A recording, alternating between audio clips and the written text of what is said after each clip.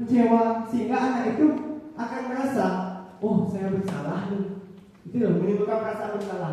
Nah, kalau kita itu guru itu sebagai teman, pasti akan buat alasan untuk muridnya. Ya. Kemudian memantau, menghitung dan mengukur. Cuma kita mengawasi aja. Nah, yang paling tepat itu kita sebagai manajer, yaitu mengajukan suatu pertanyaan. Kalau guru berbuat, sekarang kalau guru berkata, nah, kalau kita sebagai posisinya seorang penghukum, kalau kamu tidak melakukannya, awas ya, rasakannya. Itu kayak kita mengancam, ya, agar dia itu memang benar kita itu menghukum dia, gitu loh. Kemudian kalau posisi kita sebagai seorang pembuat rasa bersalah, kamu seharusnya sudah tahu, ibu atau bapak sudah sekali mengatakannya, itu stres, sehingga anak itu pasti akan merasa bersalah, ya. Nah, kalau kita sebagai seorang teman, ayolah kita lakukan demi ibu. Masa kamu tidak mau? Ingat tidak ibu pernah bantu, gitu. Kita akan dekat dengan seorang siswa. Nah, kalau kita memantau, kita dari jauh bisa. Apa sih peraturan yang kamu langgar? Cuma sekedar seperti itu aja kita mengingatkan. Nah, yang tepat itu kalau kita sebagai seorang manajer, apa yang kita yakini, apa yang bisa kita kerjakan untuk memperbaiki masalah ini. Artinya di sini itu bisa sudah menemukan suatu solusi. Nah, kalau hasilnya kita lihat, kalau kita sebagai seorang penghukum pasti memberontak, menyalahkan orang lain ataupun dia berbohong, ya. Kemudian kalau membuat rasa bersalah, menyembunyikan, menyangkal dan berbohong dia. Kalau kita terdekat dengan siswa, dia pasti akan ketergantungan dengan kita, karena kita dianggap sebagai temannya, gitu. Kalau dia sebagai pemantau, bisa memberikan diri bila diawasi. Pas awasin, dia mau itunya dulu. Ini tempat pengawasan kita lagi, dia ganti dirinya sendiri. Nah, kalau kita sebagai seorang manajer, itu dia bisa menguatkan pribadinya sendiri. Ya, seperti itu. Nah, kalau kaitannya dengan dunia yang berkualitas, kalau kita sebagai penghukum, murid meletakkan guru di luar dunia berkualitas dia. Pokoknya tetap kita menyalahkan dia. Ya, kemudian yang berikutnya, murid meletakkan guru di dalam dunia berkualitas juga bersama. Nah, kalau kita sebagai teman, murid meletakkan guru sebagai orang yang sangat penting di dunia yang berkualitas dia. Ketergantungan dengan kita seperti yang di atasnya. Terus kalau yang sebagai pemantau, murid meletakkan guru peraturan dan hukum di dunia yang berkualitas ya. Terus yang kalau sebagai manajer, murid meletakkan dirinya sebagai individu yang positif dalam dunia yang berkualitas. Sudah sadar dia, saya itu seperti apa kayak gitu. Nah, kalau untuk murid, ya pasti dia berkata seperti ini, biarkan saja, nanti juga marah-marah lagi. Benar nggak seperti itu?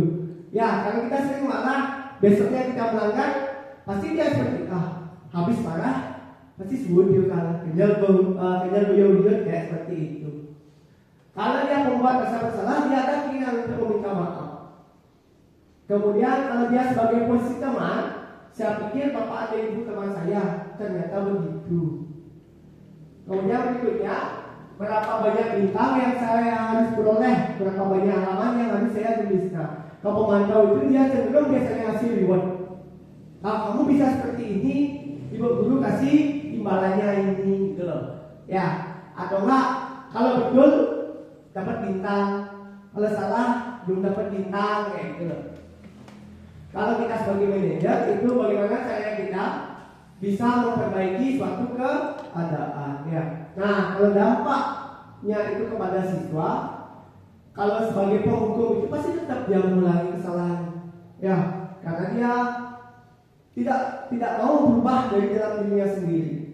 Kalau kita sebagai pembuat rasa bersalah itu, anak itu pasti akan merasa rendah diri dia. Kalau kita sebagai teman, lemah, tidak mandiri dan tergantungan, tetap kagum gempain, karena dia sudah menganggap kita itu sebagai seorang teman, ya.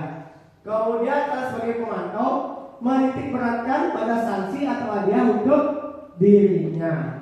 Kalau yang terakhir sebagai manajer, mengevaluasi diri bagaimana cara memperbaiki dirinya. Ya, itu sedikit. Mungkin bapak atau ibunya lelah nih, saya kasih es breaking dulu ya. Ya, clue-nya ikuti kata saya. Ya, sambil duduk biar nggak ngantuk. Ya, ikuti apa yang saya bilang. Misalnya, naikkan tangan kanan. Ayo ikuti bapak ibu. Ya, saya naikin tangan kanan. Kemudian turun. Sekarang naikkan tangan kiri. Udah, naikkan kedua tangan. Kemudian pegang kuping. Ya, seperti itu. Sekarang coba pegang kuping.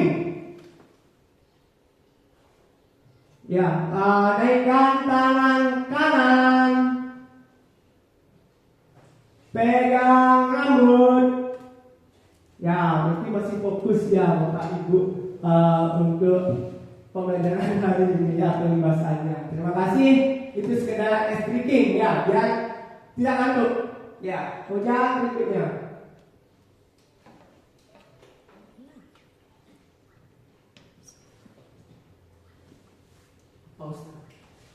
Dah, ya. Nah, beberapa ada pernyataan-pernyataan. Kalau ibu dan bapak bisa menebak nggak? Saya kecewa sekali dengan kamu. Posisi kontrol yang mana yang bisa kira-kira dijawab? Saya kecewa sekali loh dengan kamu. Apa yang benar? Ya, murid itu kita buat merasa bersalah. Benar kan? Saya kecewa loh dengan anak itu. Oh, kenapa ya bisa saya dibilang kecewa? Sehingga murid itu menimbulkan rasa bersalah. Kalau yang kedua, kamu tidak pernah benar melakukannya. Penghukum. Kemudian yang berikutnya, ayolah lakukan demi bapak ibu. Terus sebagai ya teman, karena kita anggap mereka itu teman kita gitu. Kemudian yang berikutnya, apa kamu mau mendapatkan stiker bintang hari ini? Pemantau, ya. Kalau pemantau itu kita kasih reward dia. Mau melakukan seperti apa, kita dapat kasih dia penghargaan. Reward itu tidak hanya kasih bintang, aplaus pun bisa, kasih tepuk tangan, kasih pujian dia di depan teman-temannya, sehingga memotivasi teman yang lain melakukan hal yang lebih. Kemudian berikutnya, bagaimana kamu bisa menyelesaikan masalah ini? Ya, pintar. Ya, ini sebagai manajer. Kemudian yang terakhir, kamu selalu yang paling terakhir. Apa? Sebagai penghukum. Ya. Berikutnya. Nah, seperti yang saya bilang tadi. Nah, inilah yang namanya itu segitiga restitusi. Kalau bisa Bapak dan Ibu menerapkan ini di kelas kepada peserta didiknya, pasti peserta didik itu jadi lebih percaya diri dia. Nah, kalau dalam segitiga restitusi itu, tahap pertama itu ada namanya dia menstabilkan identitas. Nah, di dalam menstabilkan identitas itu kita panggil seseorang yang membuat masalah. Ya, kita tanyakan, setiap orang itu pasti pernah melakukan satu kesalahan, karena salah itu manusiawi gitu loh. Ya, dan kita kuatkan lagi, kamu loh bukan satu-satunya orang yang pernah melakukan satu masalah seperti ini. Sehingga mentalnya itu dia bangkit. Kalau kita udah stabilkan identitasnya dia. Nah, tahap selanjutnya setelah identitas anak itu stabil, kita lanjut ke kegiatan yang kedua, namanya itu validasi tindakan yang salah. Ya, biar dia tahu loh kesalahannya itu seperti apa. Kita kuatkan dengan kata-kata seperti ini. Kamu tentu punya alasan kenapa kamu melakukan itu. Pasti dia ada alasan. Pak, mungkin dia tanpa alasan melakukan suatu kesalahan. Ya, kemudian cara yang kedua, kita tanyakan, adakah cara yang lebih efektif untuk mendapatkan apa yang kamu butuhkan gitu loh. Kemudian boleh kita bertanya seperti ini. Nah, perbuatannya kamu itu selain merugikan diri juga pasti merugikan kamu. Ya, diri sendiri, orang lain pun juga akan kena dampak dari perbuatannya itu, benar nggak? Nggak mungkin dirinya sendiri aja yang kena dampak dari suatu kesalahan yang dia perbuat. Nah, kemudian cara terakhir itu dengan menanyakan suatu keyakinan dia. Setelah stabilkan identitas, kemudian validasi tindakan yang salah, kita nanya, keyakinan mana sih yang kamu langgar? Ya, keyakinan mana sih yang kamu langgar dan yang kita sepakati? Dia tahu sendiri dia. Oh, misalnya dia ribut. Oh ya Pak, keyakinan tidak boleh ribut tadi di kelas, saya yang langgar. Sehingga konsekuensinya apa? Ya, besok saya tidak akan mengulangi masalah itu lagi. Atau misalnya dia membuat siswanya sampai nangis, keyakinannya itu dia pasti akan meminta maaf kepada temannya dan dia berjanji tidak akan mengulangi masalah seperti itu lagi. Itu sebenarnya yang paling tepat kita gunakan. Kita tidak bisa semata-mata kalau kita seorang pemimpin pembelajaran itu langsung menghukum siswa. Misalnya berantem, kita langsung hukum siswa yang kita anggap merasa pembuat onar. Kamu ini kenapa melakukan seperti itu? Kita nggak bisa edukasi dia. Cara yang paling tepat kita terapkan ini. Ya, kita terapkan namanya segitiga restitusi. Ya. Nah, di dalam segitiga restitusi merupakan sebuah tahapan untuk memudahkan para guru dan orang tua dalam melakukan proses untuk menyiapkan anaknya untuk melakukan restitusi. Ya. Nah, dalam segitiga restitusi adalah suatu proses dialog yang dijalankan oleh guru atau orang tua agar dapat menghasilkan murid yang mandiri dan bertanggung jawab.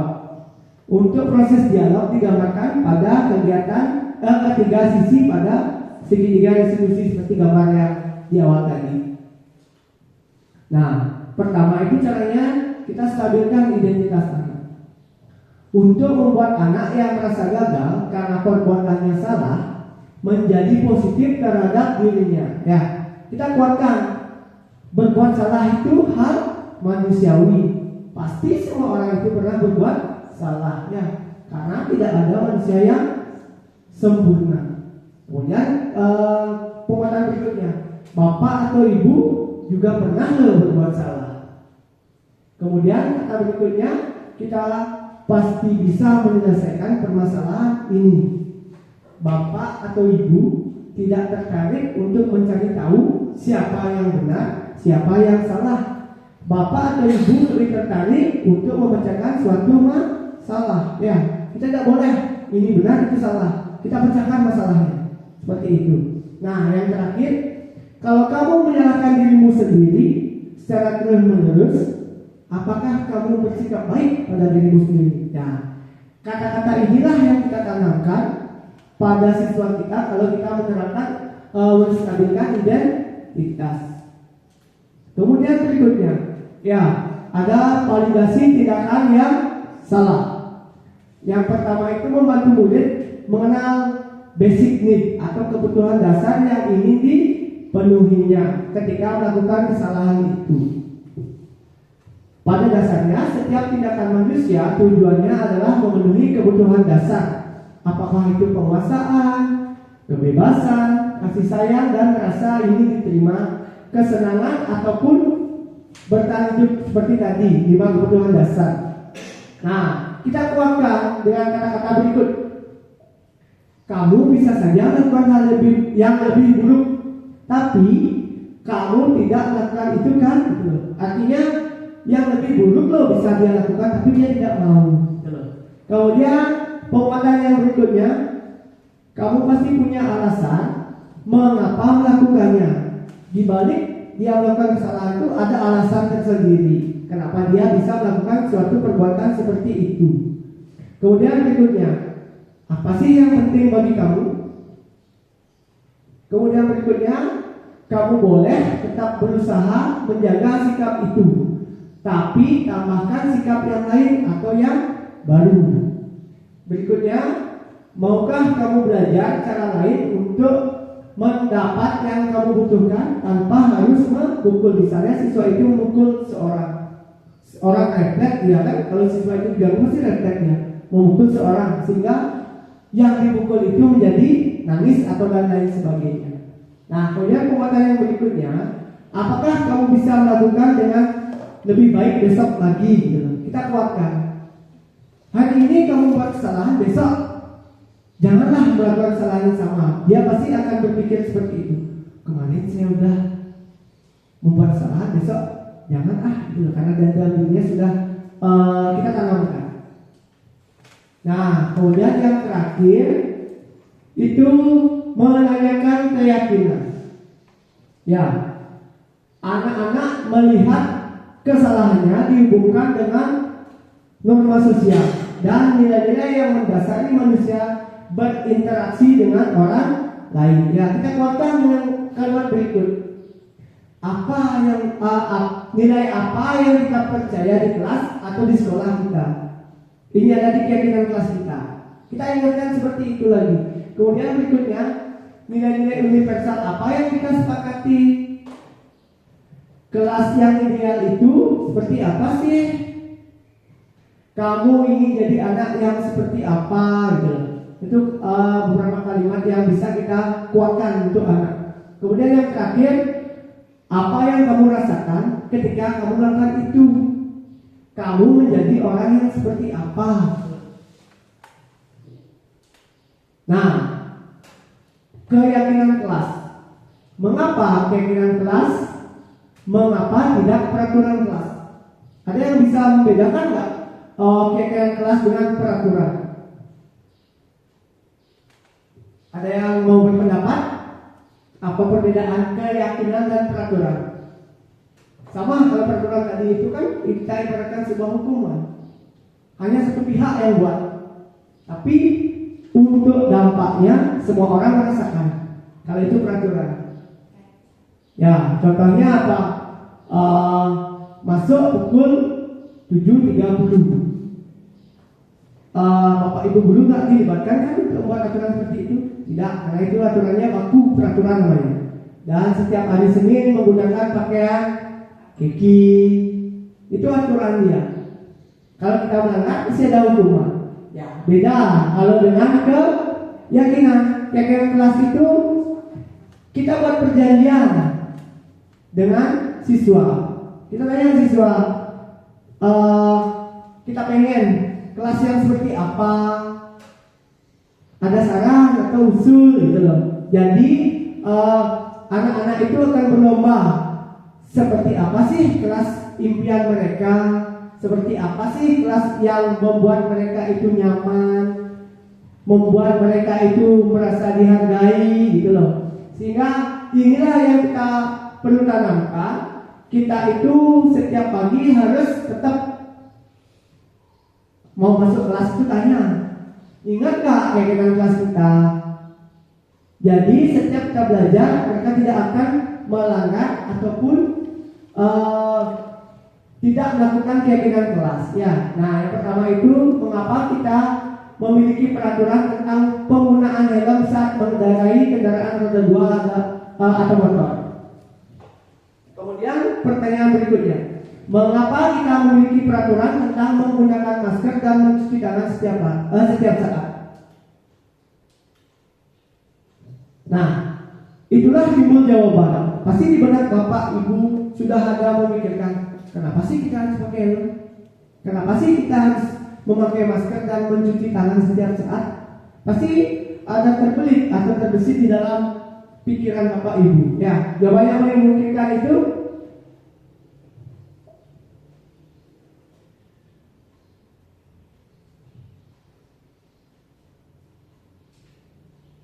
ya. Tujuannya apa? Penggunaan helm tujuannya apa? Ya pasti untuk keselamatan. Biarpun itu termasuk dalam aturan, tapi kalau kita bisa menerapkan siapa pakai helm agar kalau terjadi suatu kecelakaan kepala kita tidak terbentur. Ya. Kemudian yang kedua, mengapa kita memiliki peraturan tentang penggunaan masker dan cuci tangan setiap saat? Ya, sama untuk kesehatan atau keselamatan, kayak gitu ya. Nah, nilai-nilai keselamatan atau kesehatan inilah yang kita sebut sebagai suatu keyakinan, yaitu nilai-nilai kebajikan universal yang disepakati secara tersirat dan tersurat, lepas dari latar belakang suku, negara, bahasa maupun agama. Ya, kegiatan apa saja yang bisa dilakukan agar dapat menentukan keyakinan suatu sekolah ataupun keyakinan kelas. Ya, yang pertama itu membuat program kebajikan. Kemudian yang kedua, pembentukan keyakinan sekolah atau keyakinan kelas. Ya, karena yang pertama itu keyakinan kelas bersifat lebih abstrak daripada peraturan. Kita bisa ubah setiap saat. Kalau anak kita itu merasa bosan dengan aturan itu, kita bisa revisi. Ya. Kemudian keyakinan kelas berupa pernyataan universal. Ya. Apa sih maunya anak? Kita tuangkan dalam suatu keyakinan kelas.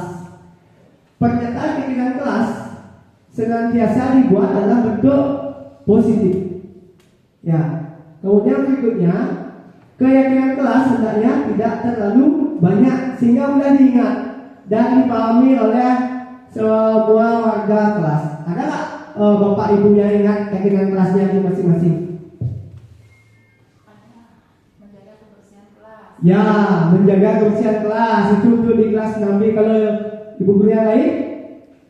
Menjaga ketertiban di saat guru menjelaskan. Oh ya, artinya dia bisa menghargai guru ketika menjelaskan. Ya, itu beberapa contoh keyakinan kelas yang sudah diterapkan. Ya, berarti sudah paham setiap siswa itu ketika ada guru baru mau masuk kelas saja keyakinan kelasnya mengucapkan salam dia.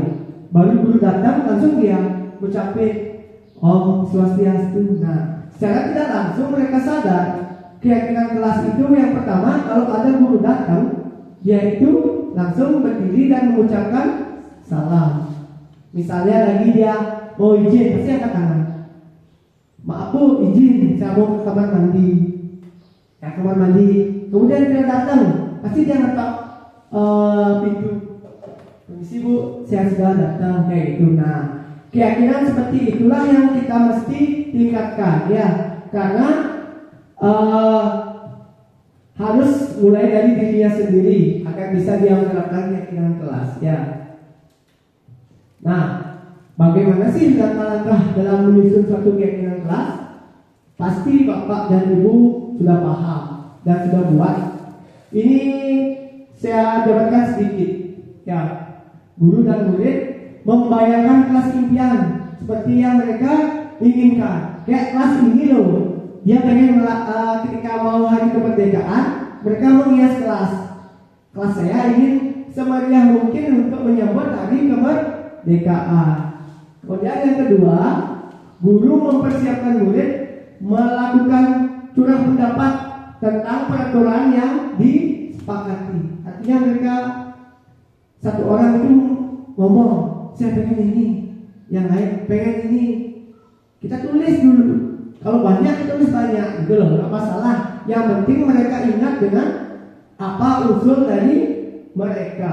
Toh kita itu di sini sebagai media fasilitator namanya, ya, sarana. Kita hanya bisa anak itu pengen ini yang kita terapkan, gitu loh, sehingga anak itu merasa dihargai dan merasa nyaman.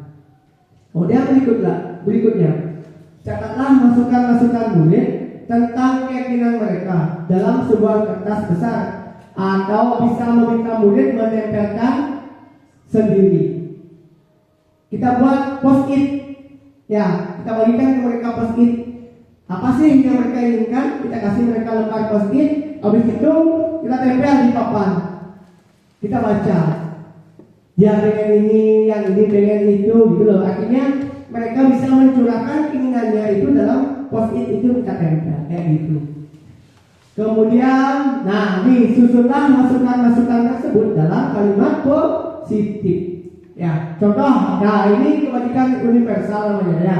Datanglah ke sekolah tepat waktu. Ya, bukan jangan datang terlambat ke sekolah. Hindari kata jangan, dilarang seperti itu. Stop kayak gitu ya. Kemudian berikutnya, nah setelah kita sudah mendapatkan keinginan mereka, kita tinggal kembali daftar yang sudah mereka tulis ataupun yang mereka tempel tadi di post-it. Kalau misalnya ada pernyataan yang berupa peraturan, kita bisa ubah agar suatu kalimat itu tidak menjadi suatu peraturan. Ya. Kemudian selanjutnya, ajak murid untuk menemukan nilai kebajikan atau keyakinan yang ditunjukkan dari peraturan tersebut. Ya. Nilai kebajikan ini akan jadi sebuah payung dia. Sadar sendiri loh kalau mereka melakukan suatu kesalahan. Kemudian berikutnya, sebaiknya keyakinan sekolah atau kelas tidak terlalu banyak, biar mereka mudah mengingat. Disiplin artinya disiplin waktu, disiplin terhadap dirinya gitu, tidak mengganggu kayak gitu. Bila mana terlalu banyak, maka warga kelas akan sulit mengingat dan akibatnya sulit dijalankan. Kalimatnya jangan terlalu panjang, singkat, padat dan jelas. Setelah selesai, mintalah murid menandatangani keyakinan tersebut bersama-sama sebagai bukti mereka menyetujui apa yang telah mereka yakini. Nah, saya ketika mengajar di kelas 6B, saya lihat ada keyakinan kelas itu mereka tulis, mereka tempel dan mereka tanda-tangani sendiri ya. Kebetulan wali kelasnya ada di sini, saya lihat setiap keyakinan kelas mereka kita bacakan dulu seperti ini loh kesimpulan dari keyakinan kelas yang kita sepakati. Setuju nggak? Kalau setuju kita tempel, ditandatangani oleh semua warga yang ada di kelas tersebut sehingga itu bisa diterapkan gitu. Nah, kemudian yang terakhir, setelah jadi, pajanglah keyakinan kelas tersebut di dalam kelas. Pilihlah bagian ini yang mudah dilihat oleh semua murid. Ya, ketika dia datang ke kelas, dia lihat, ini keyakinan kelas saya nggak akan melanggar keyakinan yang telah kita sepakati. Nah, praktek baik budaya positif. Ya, saya waktu ini kebetulan mendapatkan suatu masalah. Ya, coba perhatikan video di depan.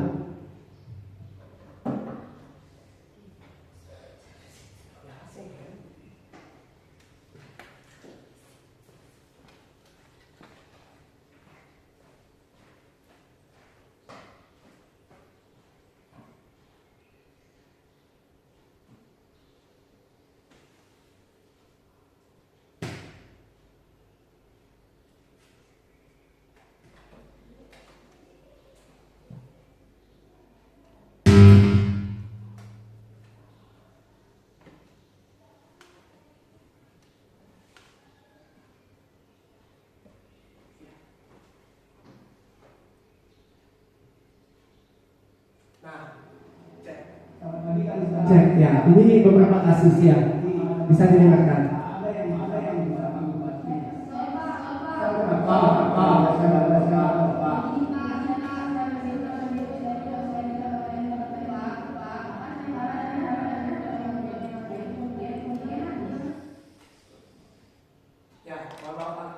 Maaf sedikit bergema. Ya, nah di sini si Kalista ini secara tidak sengaja dia itu memukul temannya yang bernama Ayu sehingga dia marah si Kalista ini. Alasannya kita stabilkan dulu identitasnya. Kemudian berikutnya, nah Bapak tahu siapapun akan marah jika dia ataupun dia. Padahal kamu bisa melakukan yang lebih baik. Bapak paham perasaan kamu sekarang. Bapak tahu Kalista yang baik. Iya Pak. Apakah tindakan yang kamu lakukan itu tepat pada Ayu? Salah Pak. Kalau salah, maka kamu melakukannya. Karena tadi saya emosi Pak dan tidak bisa mengerti. Benar, Ayu juga tidak seharusnya mengejek kamu. Kamu setuju tidak perbuatan menghina orang lain itu salah? Iya Pak, menghina orang lain itu perbuatan yang salah. Saya minta maaf. Kamu, nah, di sini kita validasi tindakannya salah. dia sadar sendiri loh bahwa perbuatannya itu salah karena dia spontan karena emosi dari alasannya ya. Nah, jadi ketika di sini itu anak itu mengakui bahwa Saya setelah melakukan restitusi bersama Pak Erwin sangat senang karena saya mendapatkan solusi dari masalah tersebut. Terima kasih Pak Erwin karena sudah memberikan solusi dengan baik.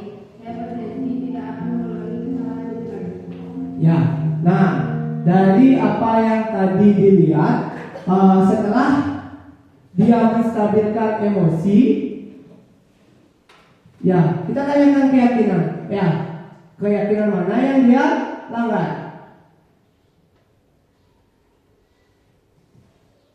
Oh, masih ingat keyakinan kelas yang sudah kita sepakati bersama? Keyakinan yang mana Pak? Itu loh kesepakatan kelasnya kita. Kira-kira keyakinan kelas mana yang belum dapat dilakukan? Ya Pak, saya harus saling menghargai dengan teman. Benar Kalista, kamu setuju saling menghargai itu penting. Setuju Pak. Baiklah, sekarang apa yang harus Kalista lakukan untuk memperbaiki kesalahan ini? Saya akan minta maaf kepada Ayu Pak. Terus apa lagi? Saya tidak boleh menuntut itu lagi Pak.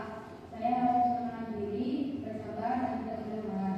Benar Kalista, Bapak senang kamu sudah bisa bersikap dewasa menyikapi permasalahan ini. Terima kasih Pak. Sama-sama.